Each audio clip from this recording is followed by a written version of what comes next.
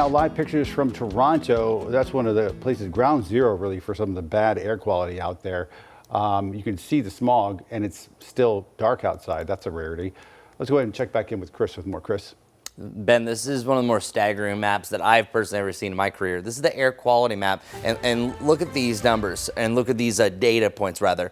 This is very unhealthy to hazardous. That is the highest you can go on the air quality index, but the distance that it spreads from northern Minnesota down through Chicago all the way over to Washington, D.C., that is incredibly bad. So very unhealthy just means it's a health alert for everyone. Sensitive groups could face serious aggravation. But once you get to code maroon, and some of those are popping up on some of those dots, you're talking about hazardous and emergency-like conditions. So it is incredibly dangerous to be outside, especially overexerting yourself. And if you're using a typical code orange like what we have today, absolutely not. So luckily we're outside of that, but we do see the most widespread version of this that we've seen so far this week. It was been mainly only in Mecklenburg County, and then through the afternoon they've kind of increased it. It's Greensboro, Raleigh. One thing you notice, it's around the most densely populated area. So it's not the smoke itself, it's the smoke capping any pollutants that form from the emissions mixing in with the heat and the humidity. Speaking of the heat, I turned things up to 99. That's right. I think we're going to be anywhere from about 98 to 100 degrees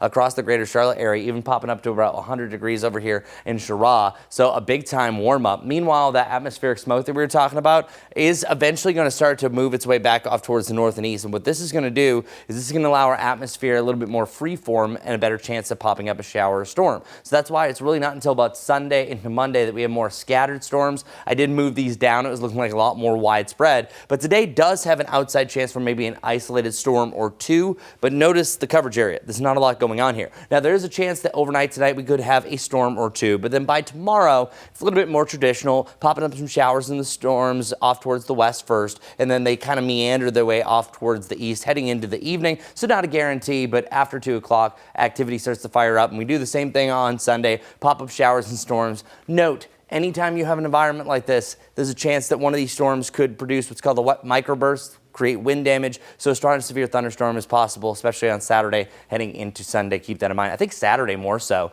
Meanwhile, there's also a little area, a disturbance that potentially is going to form right off the Florida coast in the Gulf. That potentially could meander across the state over off the Georgia coast. Just a 20% chance for development over the next 3 to 7 days. But anytime you see something 3 to 7, it's going to pique our attention if it's close to the Carolinas, because those are things that really mess up the back end of the forecast. However, I don't think anything's going to mess this up because we have a cool down. 99 degrees today, so trying to tie the hottest spot of 2026, low to the mid-90s thereafter with the usual pop-up shower or thunderstorm chance. But a front brings widespread rain next Wednesday, and that's when we change the script back to the mid to the upper 80s Thursday, Friday, heading into the following weekend. So after today, it's the last day in the upper 90s for at least the next 10 days. So almost there.